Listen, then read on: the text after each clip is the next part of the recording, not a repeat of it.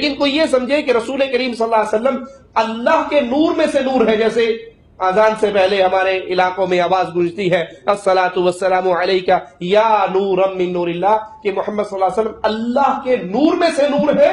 یہ عقیدہ کفر کا عقیدہ ہے۔ یہ ایسے ہی ہے جیسے عیسائیوں نے کہا تھا عیسیٰ ابن اللہ، عیسیٰ اللہ کا بیٹا ہے،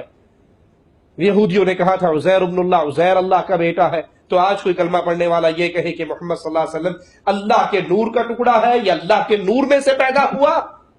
تو پھر یہ کفر ہے،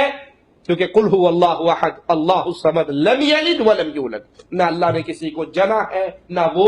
جنا گیا ہے، نہ اللہ کسی میں سے پیدا ہوا ہے، نہ کوئی اللہ کے نور کا ٹکڑا اس دنیا میں ہے۔ یہ کہنا نور من نور اللہ، کیا یہ صحیح ہے؟ دیکھیں پہلے سمجھ لیں کہ حضرت جابر رضی اللہ تعالیٰ عنہ کی روایت ہے کہ نبی کریم صلی اللہ علیہ وسلم سے پوچھا گیا کہ یا رسول اللہ صلی اللہ علیہ وسلم سب سے پہلے اللہ تبارک و تعالیٰ نے کس چیز کو پیدا فرمایا؟ تو رحمت کونین صلی اللہ علیہ وسلم نے ارشاد فرمایا کہ سب سے پہلے اللہ تعالیٰ نے اپنے نور سے تمہارے نبی کے نور کو پیدا کیا۔ مصنف عبد الرزاق کے اندر یہ موجود ہے روایت، آپ وہاں ملاحظہ کر سکتے ہیں، مستند روایت ہے، ایسا نہیں ہے کہ کماد اللہ ضعیف روایت ہو، یہ اچھی مستند روایت ہے۔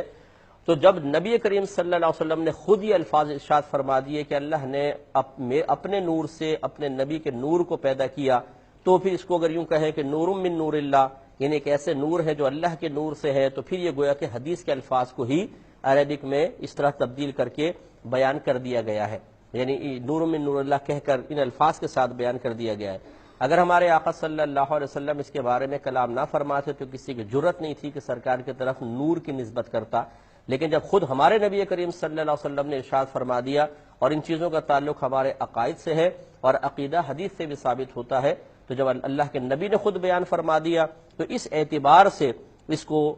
صحیح ماننا ضروری ہو گیا کہ ہمارے آقا صلی اللہ علیہ وسلم کا کلام ہے۔ ہاں یہ الگ بات ہے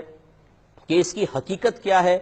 اس کی حقیقت کی گہرائی تک ہم نہیں پہنچ سکتے۔ ہمارے اکابری نے بلا تمثیل سمجھانے کے لیے بیان فرمایا کہ یہ نہ سمجھا جائے کہ معاذ اللہ ثم معاذ اللہ اللہ تعالیٰ نے اپنے نور کے ٹکڑے کیے اور ایک ٹکڑے سے سرکار کا نور بن گیا، ایسا نہیں ہے، بلکہ وہ صرف سمجھانے کے لیے بلا تمثیل بیان کرتے ہیں کہ اگر ایک آپ موم بتی جل رہی ہو اور ایک بجھی ہوئی موم بتی اس کے قریب لے جا کر اس کو جلا لے، تو بتائیے کہ جو پہلے جلتی ہوئی موم بتی ہے اس کے شعلے میں کیا کمی آئی؟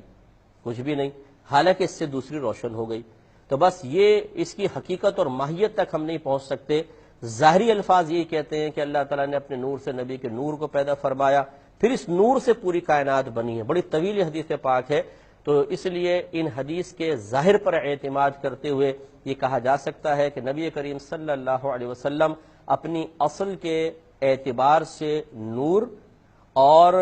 ہے، اور پھر اللہ تعالیٰ نے آپ کو لباس بشریت میں دنیا میں بھیجا ہے۔ لہٰذا اگر سرکار صلی اللہ علیہ وسلم کی طرف اس حدیث کا اعتبار کرتے ہوئے نور ہونے کی نسبت کی جائے تو اس سے آپ کی بشریت کا انکار لازم نہیں آتا ہے، کیونکہ ہمارا عقیدہ ہے کہ ہر نبی بشر ہے، جو نبی کی بشریت کا انکار کرے وہ کافر ہو جائے گا۔ یاد رکھیں کیونکہ قرآن سے نبیوں کو بشر کہا گیا ہے، ثابت ہے قرآن سے کہ انبیاء علیہ السلام بشریت رکھتے تھے، لہذا کسی بھی نبی کی بشریت کا انکار کرنا کفر ہے۔ سرکار صلی اللہ علیہ وسلم کی طرف اگر نور کی نسبت کی جاتی ہے تو آپ کی اصل کے اعتبار سے کہ پہلے اللہ تعالیٰ نے آپ کو بشکل نور پیدا فرمایا، اس کے بعد وہ نور لباس بشریت میں دنیا میں تشریف لایا ہے۔ یہی مسلمانوں کا عقیدہ ہے جو ہم نے آپ کی خدمت